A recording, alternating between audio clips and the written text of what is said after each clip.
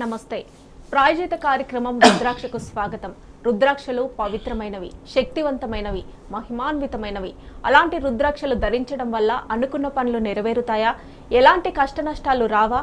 అడ్డంకులు తొలగిపోతాయా? అసలు రుద్రాక్ష ప్రాముఖ్యత ఏమిటి అనే విషయాలు ఈ కాలంలో చాలా మందికి తెలీదు. అలాంటి రుద్రాక్షలకు సంబంధించిన పూర్తి వివరాలను తెలియజేయడానికి ప్రముఖ రుద్రాక్ష నిపుణులు, వేదగంత శాస్త్రవేత్త, ఎన్నో జాతీయ అంతర్జాతీయ అవార్డుల గ్రహీత డాక్టర్ పాండురంగారావు గారు మన స్టూడియోలో ఉన్నారు. వారిని అడిగి మరిన్ని వివరాలు తెలుసుకుందాం. నమస్తే గురుగారు. నమస్కారం అమ్మా. ఓం నమ శివాయ. గురుగారు, జనరల్గా ప్రతి కార్యక్రమం ఒక మోటివేషనల్ స్టోరీతో స్టార్ట్ చేస్తూ ఉంటారు. ఈ రోజు స్టోరీ ఏంటి? వాళ్ళు కూడా చిన్న కథ చెప్పుకొని కార్యక్రమంలోకి వెళదాం. ఒక వ్యక్తి భగవంతుని పట్ల బాగా భక్తి శ్రద్ధలు కలిగి ఉంటాడు. దైవభక్తి ఎక్కువ, దైవ చింతన ఎక్కువ. అన్నీ ఏది చేసినా భగవంతుడికి చెప్పుకొని చేసుకునేవాడు.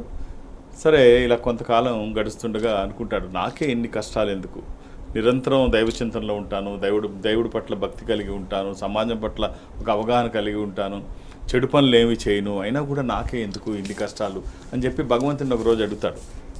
హే భగవాన్, నాకే ఎందుకు ఇన్ని కష్టాలు, నేను అది ఎప్పుడు కూడా నీ ధ్యానంలో ఉంటాను, నిన్నే స్మరిస్తాను, ఎందుకు ఇలా జరుగుతోంది, నాకే ఈ కష్టాలు పోయే మార్గం లేదా అంటే భగవంతుడు చెప్తాడు, సరే ఒక పని చేయి, నీ కష్టాలు పోతాయి. ఏమేం కష్టాలు ఉన్నాయో ఒక చీటీ మీద రాయి, 1 2 3 4 5 అని వరుస పెట్టి నీ కష్టాలన్నీ ఆ కాగితం మీద రాయి. రాసి అక్కడ ఒక చెట్టు ఉంది చూడు, ఆ చెట్టుకి అది తీసుకెళ్ళి అది కట్టు, ఒక బ్యాగ్లో వేసి, ఓ పొట్లం చేసి అది బ్యాగ్లో వేసి అది ఆ చెట్టుకి కట్టు. అన్నీ ఏవైతే కష్టాలు అందులో రాసావో ఒక్కటి మిగిల్చకుండా మొత్తం రాయి. ఏమైతే మొత్తం రాసావో అవన్నీ పోతాయి, ఆ చెట్టుకి కడితే మొత్తం పోతాయి. చాలా ఆనందపడతాడు. నిజమేనా, మొత్తం పోతాయండి? మొత్తం పోతాయి. చాలా సంబరపడుతుంటే అప్పుడు చెప్తాడు దేవుడు, కానీ ఒక కండిషన్. ఏమిటి కండిషన్ అంటే, నువ్వు రిటర్న్ వస్తూ అక్కడ చాలామంది నీలాగే కట్టి ఉంటారు. రిటర్న్ వస్తూ అక్కడ నీకు నచ్చిన ప్యాకెట్ ఒకటి తెచ్చుకో, కట్టిన పట్లాలో ఒకటి చిన్నది నీకు నచ్చింది ఏది అంటే తెచ్చుకో. అవి మాత్రమే నీకు వర్తిస్తాయి. నీ కష్టాలు ఏవి నీకు వర్తించవు. ఏవైతే కడతావో అదే వర్తిస్తుంది. సో చెప్తే అప్పుడు సరే బాగా, ఇదేం పెద్ద కష్టమే ఉంది, ఏదో చిన్న పొట్లం ఒకటి చిన్న ప్యాకెట్ ఒకటి తెచ్చుకుంటాను అని చెప్పేసి తను అనుకుంటాడు. బాగుంది, ఆఫర్ బాగుంది, సింపుల్గా అని చెప్పేసి సరే అక్కడికి పొట్లం కడదాం అనుకునేటప్పటికి గుర్తొస్తుంది. మళ్ళీ తనకి గుర్తొచ్చి, అరే ఇది చాలా చాలా బ్యాడ్, చాలా భయంకరమైనటువంటిది, ఈ ఆఫర్ దేవుడిది, ఇది కరెక్ట్ కాదు. మనం మంది కడతాం, అక్కడి నుంచి అయితే తెచ్చుకున్నప్పుడు ఏదో చిన్నది తీసి తెచ్చుకుందాం అనుకుంటాం. ఆ చిన్న దాంట్లో ఏమో భయానకమైనటువంటి రోగం ఉండి ఉండవచ్చు, భయంకరమైనటువంటి వ్యాధి ఉండి ఉండవచ్చు. అది నేను తీసుకొస్తే నేను చనిపోవచ్చు, లేకపోతే దీర్ఘకాలిక వ్యాధి ఉండొచ్చు, లేకపోతే నా కుటుంబ సభ్యులకి ఎవరికన్నా మరణం సంభవించవచ్చు. అది తట్టుకోలేని ఇబ్బందులు అందులో ఉండి ఉండవచ్చు. ఇది ఆఫర్ కరెక్ట్ కాదు, ఈ వేరే వాడు ప్యాకెట్ తెచ్చుకోవాల్సిన అవసరం నాకు లేదు. నా ప్రాబ్లమ్స్ ఏవైతే ఉన్నాయో నా ప్రాబ్లమ్స్ నాకు తెలుసు, అవి నేను గట్టిగా ప్రయత్నం చేస్తే వీటిని ఎదుర్కోగలను, వీటి నుంచి బయటకు రాగలను. దీని నుంచి బయటకు రావడానికి ప్రయత్నం చేయకుండా మనకి తెలియని బాధలు కొనుక్కోవడం దేనికి? కాబట్టి ఇది ఏమాత్రం మంచిది కాదు. భగవాన్ మళ్ళీ పిలిచి, నోనో భగవాన్, నాకు ఇది అసలు అవసరం లేదు, నువ్వు ఇచ్చిన గిఫ్ట్, నీ ఎక్స్చేంజ్ ఆఫర్ నాకు అస్సలు నచ్చలేదు, కాబట్టి నీకు ఎక్స్చేంజ్ ఆఫర్ నాకు అక్కర్లేదు. నా కష్టాలు ఏవైతే ఉన్నాయో ఇవి నేను ప్రయత్నం చేస్తే వీటిలోంచి బయటపడగలను. ఎవడియో తీసుకొచ్చి నేను నెత్తి మీద పెట్టుకోవాల్సిన అవసరం నాకు లేదు, ఏమో అందులో ఏముంటుందో నాకు అక్కర్లేదు అంటే అప్పుడు శాబాష్ అంటాడు బాబు. ఇక్కడ మనకి కట్ చేస్తే ఏం కనిపిస్తుంది అంటే, సమస్యలు లేని వాళ్ళు ఎవరు ఉండరు, సమస్యలు ఎప్పుడూ ఉంటాయి. సమస్య ఎప్పుడూ చిన్నదే, జీవితం పెద్దది. వేరే వాళ్ళకే సుఖంగా ఉన్నారు, నేనే కష్టపడుతున్నాను అనుకోవడం కంటే ఎవరికుండే వాళ్ళకుంటాయి. చాలామందికి ఉన్న ప్రాబ్లం ఏంటో తెలియకుండా బతికేస్తుంటారు. సో నీ ప్రాబ్లం నీకు తెలిసినప్పుడు దాంట్లోంచి బయట ఎలా పడాలో ఆలోచించు. అది తేలిక, కానీ లేనిపోని మీద వేసుకుంటే లేనిపోని ప్రమాదాలు వచ్చే అవకాశం ఉంది. నైస్ గురుగారు, స్టోరీ చాలా బాగుంది. గురుగారు, జనరల్గా ప్రపంచంలోనే మన ఎడ్యుకేషన్ సిస్టమ్ అనేది బెటర్ అంటూ ఉంటారు, దాని గురించి చెప్పండి.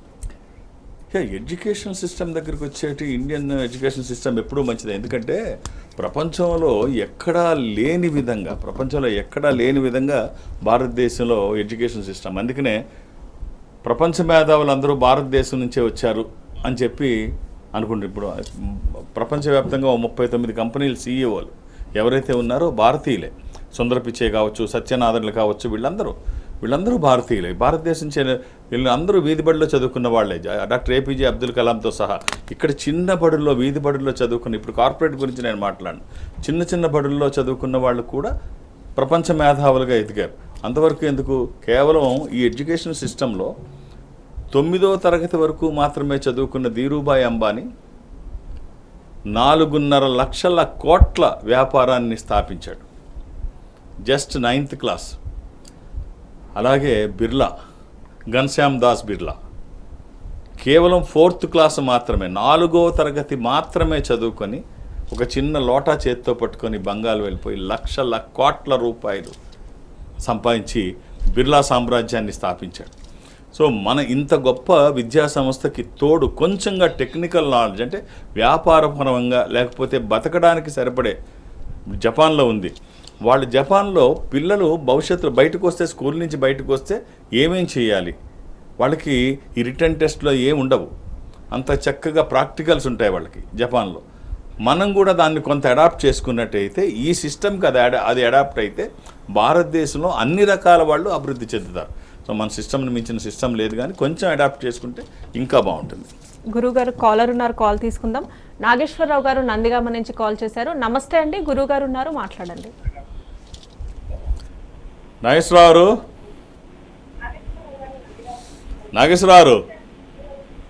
నమస్తే అండి అయ్యగారు. నమస్తే అండి సార్. ఓం నమ శివాయ. ఎలా ఉన్నారు? చెప్పండి సార్. ఎలా ఉన్నారు నాగేశ్వరరావు? సార్ నాది కొంచెం ఆర్థిక పరిస్థితులు ఉన్నాయి సార్. మాకు మీరంటే చాలా గౌరవం సార్. మాకు ఏం చేస్తున్నారు మీరు? సార్ ఆరోగ్యంగా పర్లేదు సార్. ఏం చేస్తున్నారు నాగేశ్వరరావు? బాగానే ఉన్నాం సార్, మేము బాగానే ఉన్నాం సార్, ఆరోగ్యంగా ఉన్నాం సార్. ఏం చేస్తున్నారు మీరు? ఏం చేస్తారు? వ్యవసాయం అండి, వ్యవసాయం. Very good. Date of birth ఉందా? వ్యవసాయం అండి, వ్యవసాయం. డేట్ ఆఫ్ బర్త్ ఉందా? 1965 ఆగస్టు 6 సార్.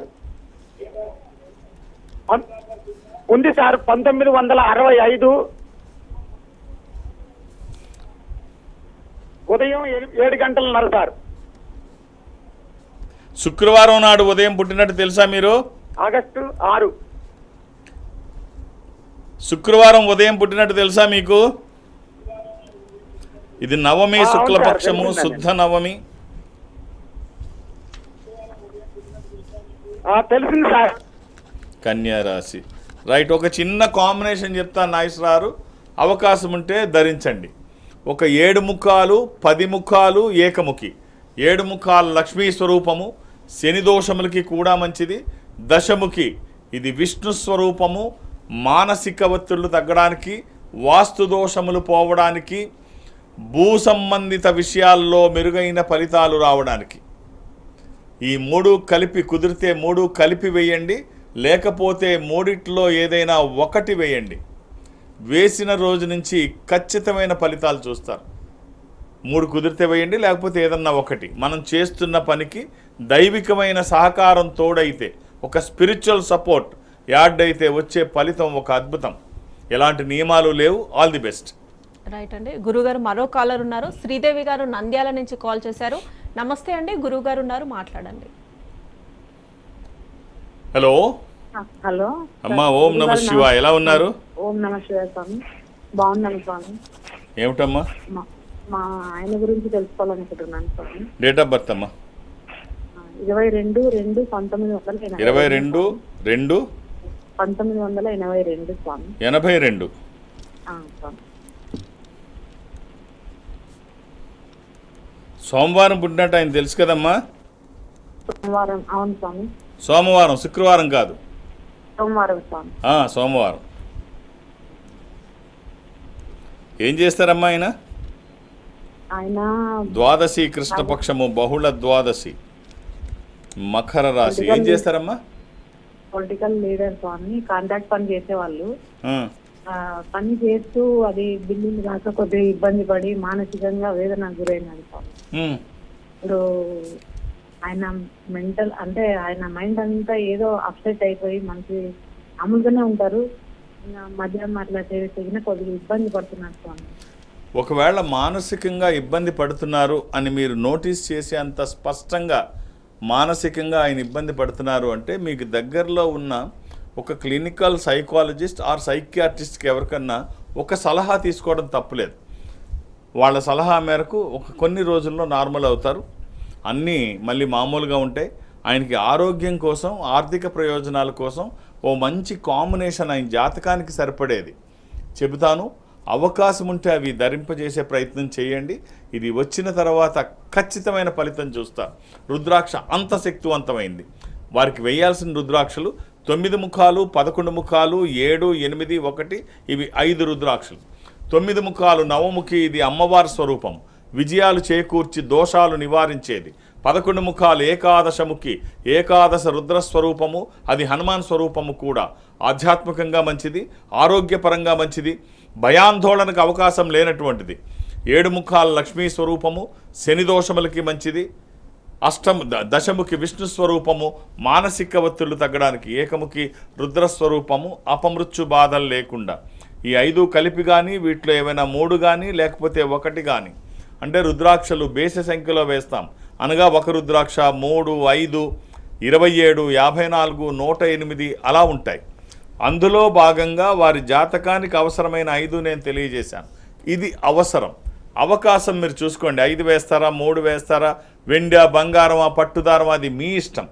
వేసిన రోజు నుంచి మార్పు అయితే మీరు చూస్తారు. అలా అని ఏది పడితే అది వేయకండి. దురదృష్టం, రుద్రాక్షల్లో 100కి 99 నకిలీయే ఉంటాయి. ఒక్కటైనా మంచిది వేయగలిగితే ఆ ఫలితమే ఒక అద్భుతం. All the best.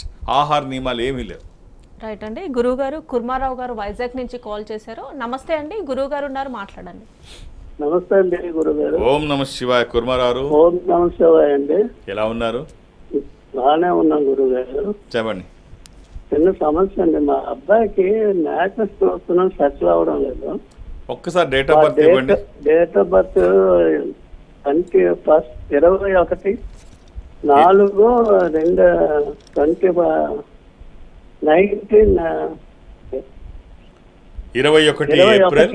ఏప్రిల్ అండి 91.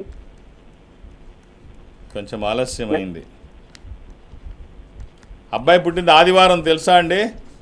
ఆదివారం తెలుసండి. ఏం చేస్తున్నాడు అబ్బాయి? సాఫ్ట్వేర్ ఇంజనీర్ అండి. ఇది సప్తమి శుక్లపక్షము, శుద్ధ సప్తమి ఆదివారము.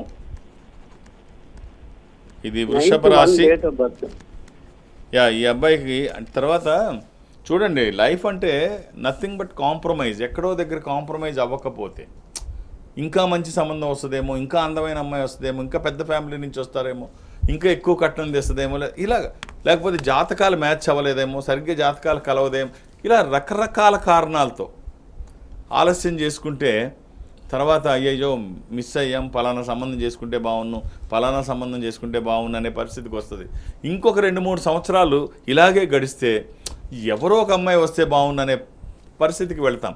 అలా కాకుండా ఎక్కడో దగ్గర కాంప్రమైజ్ అవ్వకపోతే మాత్రం చాలా కష్టం అండి. జాతకపరంగా దోష నివారణ కోసము, వివాహానికి ఆటంకాలు తొలగడానికి, జీవితంలో స్థిరపడడానికి ఒక ఏకాదశముఖి రుద్రాక్ష, సన్ముఖి అండ్ ఏకముఖి, కుదిరితే 3 వేయండి.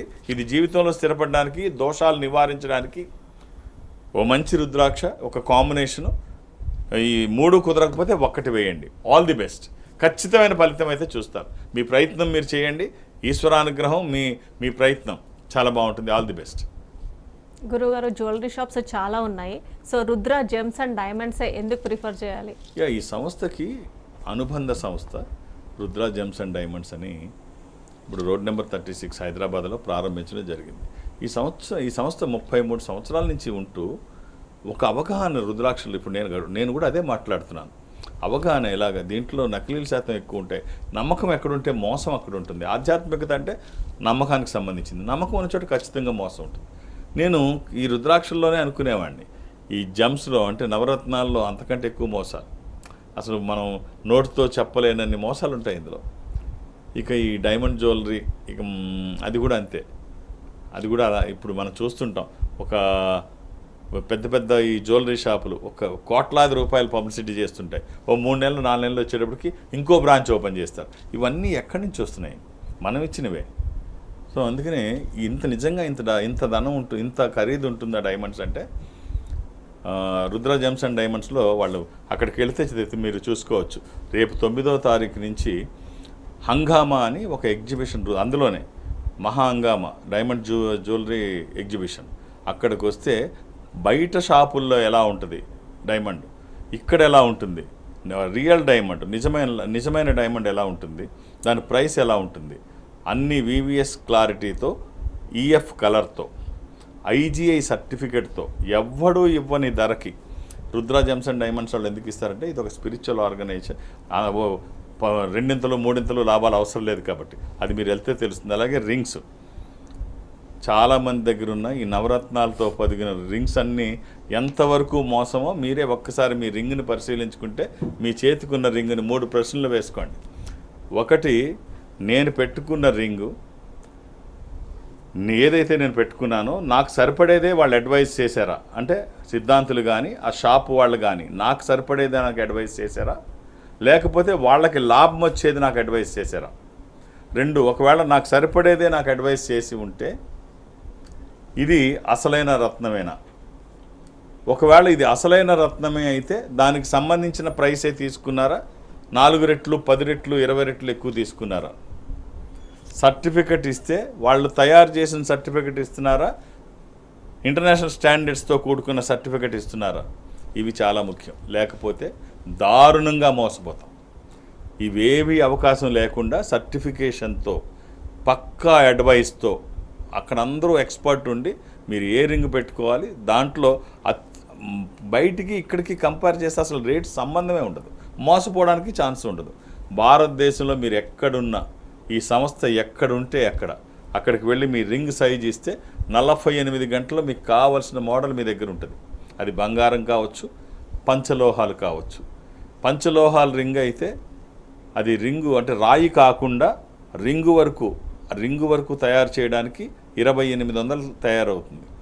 దాంట్లో 1400 రూపాయలు రుద్ర ఫౌండేషన్ నుంచి పే చేస్తారు, 1400 రూపాయలు మీరు పే చేయాలి, ప్లస్ స్టోన్ కాస్ట్ పే చేయాలి.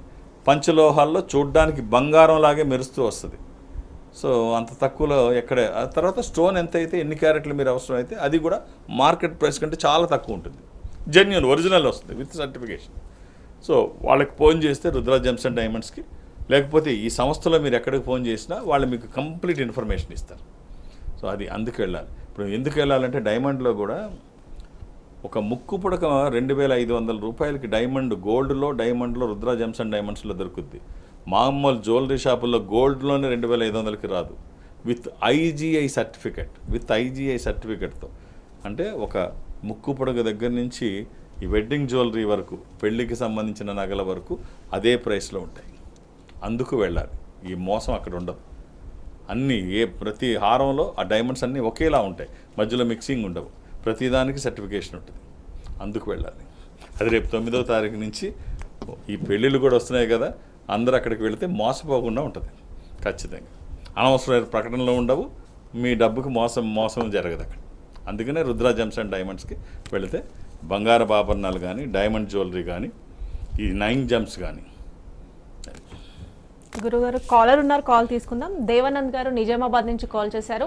నమస్తే అండి, గురుగారు ఉన్నారు, మాట్లాడండి. నమస్తే. హలో. ఓం నమ శివాయ. ఓం నమ శివాయ. ఏమిటమ్మా? బాబు గురించి. అమ్మ డేట్ ఆఫ్ బర్త్? డేట్ 15వ తారీఖు 15 అమ్మా. 15వ తారీఖు 7వ నెల 3వ నెల 7 జూలై 7 జూలై 2008 అమ్మా. అమ్మ 15 జూలై 2008 కరెక్టేనా? అవును సార్. అమ్మ మంగళవారం పుట్టినట్టు గుర్తుందా అమ్మా? తెలుసు సార్. ఎంతమంది పిల్లలమ్మా? పాప బాబు. ఇది సప్తమి, కృష్ణపక్షము, బహుళ సప్తమి. ఇది మేషరాశి. ఏంటమ్మా? పున్నమికి 3 రోజుల ముందు వచ్చింది సార్, పౌర్ణమికి.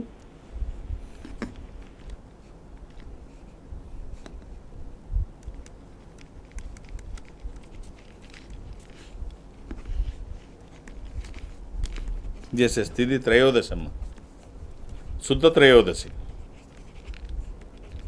అమ్మ. చదువుల కోసం ఒక్కటే చెప్తాను, వీలైతే ఒక్కటి వేయండి.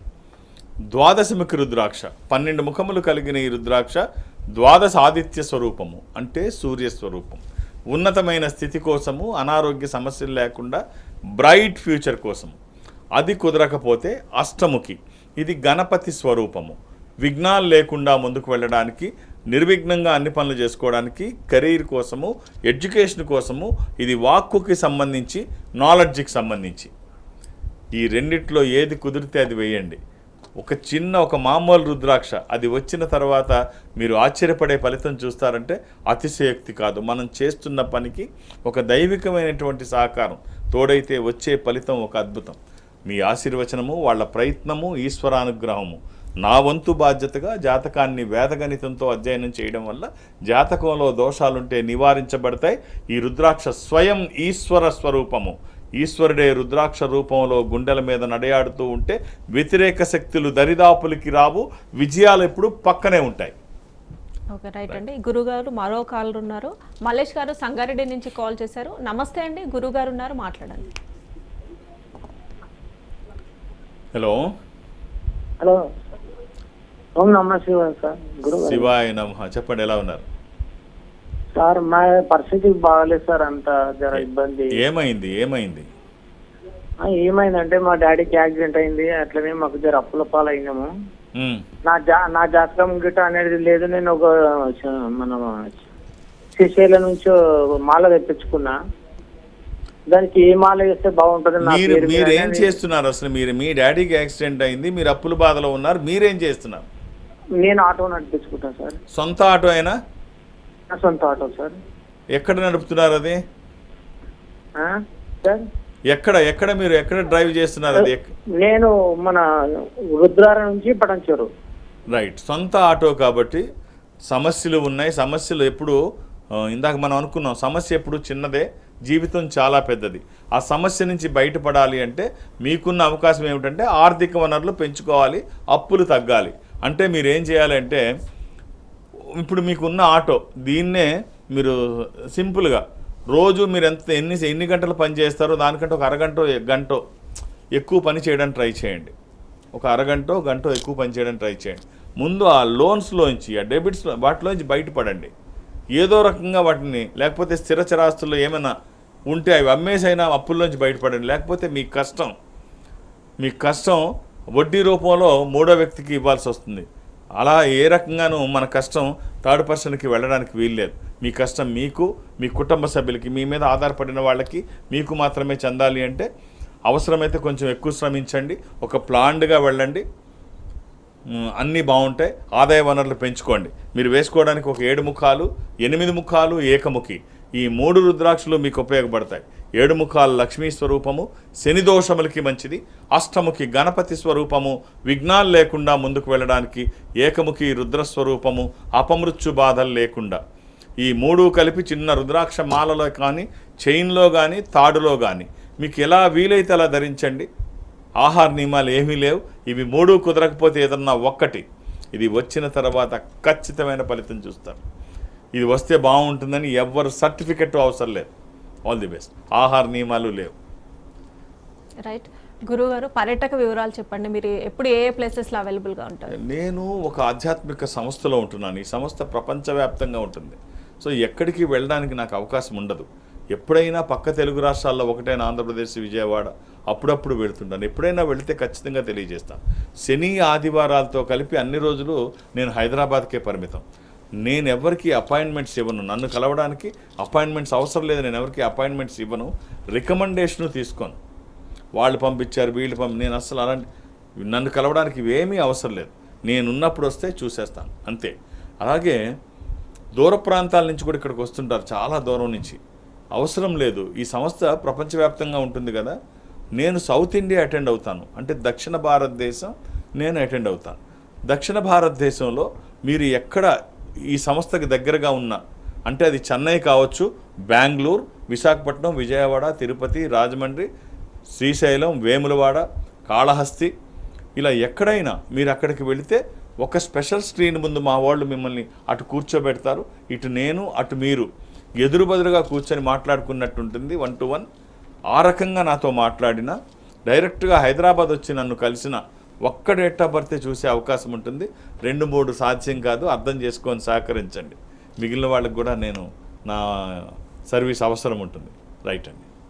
గురుగారు, జనరల్గా కొంతమంది నేను చాలా కష్టపడుతున్నాను, ఫలితం మాత్రం రావడం లేదు, మేము ఆర్థికంగా చాలా వీక్ అవుతున్నాం అనుకుంటూ ఉంటారు. వాళ్ళ గురించి ఏం చెప్తారు? చాలా మందిలో ఉంటుంది. నాకు ఇప్పుడు ఎవరు మాట్లాడినా అలాగే ఉంటుంది. నేను కష్టపడతాను, నాకు ఫలితం లేదు, నాకంటే తక్కువ కష్టపడతాడు, వాడికి బాగా ఫలితం వచ్చింది, నా ముందే ఎదిగిపోయారు, నేను ఇలాగే ఉన్నాను, లేకపోతే ఎప్పుడూ కష్టాలు నాకే ఉంటాయి, ఏమి చేయని వాళ్ళు సుఖపడదు. ఇది మనం చేస్తున్నది ఎంతవరకు కరెక్ట్? నువ్వు మనం అనుకుంటాం బాగానే ఉంటుంది. బ్రిటిషర్స్ ఏమంటారంటే ముందు ఎదర వాళ్ళ చెప్పుల్లో కాళ్ళు పెట్టి ఆలోచించు, నీ చెప్పుల్లో కాదు, అప్పుడు లోపం ఎక్కడుందో తెలుస్తుంది. ఒక ముని ఉన్నాడు, ఒక ముని ఉన్నాడు, ఒక సాధువు. ఆయన ఒక కుటీరంలోని రోజు దైవధ్యానం చేసుకుంటూ, దీపారాధన చేసుకుంటూ, భగవాన్ని ఆరాధించుకుంటూ ఆయన కాలం గడుపుతున్నాడు. ఆయన ఎదర ఒక నర్తకి ఉంది. ఆమె దగ్గరికి అందరూ వస్తుంటారు, రాత్రి పగలనుకుంటా వస్తుంటారు, జనం వస్తూ ఉంటారు. ఆమె తన వృత్తిని అలా చేస్తుంది. ఇద్దరు సడన్గా ఒకరోజు చనిపోతారు. పైకి వెళ్ళిన తర్వాత యమధర్మరాజు ఈ నర్తకినేమో స్వర్గానికి పంపిస్తాడు, ఈ సాధువునేమో నరకానికి వెళ్ళమంటాడు. ఇదేమిటి, నిరంతర దైవచింతనలో ఉన్న నేను నరకం ఏమిటి, ఆ అమ్మాయి స్వర్గం ఏమిటి అని అడిగితే, ఆ అమ్మాయి ఎప్పుడూ స్వామి చింతన చేసుకుంటూ నువ్వు తన వృత్తి చేసుకుంటూ నిన్ను చూస్తుంది రోజు. నువ్వేం చేస్తున్నావు? ఆ అమ్మాయికి వచ్చిన విటులను లెక్క పెట్టుకుంటున్నావు. ఆ అమ్మాయి ఎంత సంపాదిస్తుంది, ఎంత సంపాదిస్తుంది, ఎవడెవడు వస్తున్నాడో ఇవన్నీ. సో ఏమైంది, నీ మనసు చంచలం అయిపోయింది, ఆ అమ్మాయి మనసు భక్తి వైపు ఉంది, నీ మనసు ఇటువైపు ఉంది. సో నువ్వేం చేస్తున్నావు అన్నది కాదు, నువ్వు ఎలా చేస్తున్నావు, ఎక్కడున్నావు. సో దీని మీద దృష్టి ఉంటే ఖచ్చితంగా బాగుంటాం. గురుగారు, రుద్రాక్ష ధారణ గురించి ప్రేక్షకులకు చాలా చక్కగా చెప్పారండి. Thank you so much. ఓం నమః శివాయ. ఇది వాళ్ళ రుద్రాక్ష కార్యక్రమం. నమస్తే.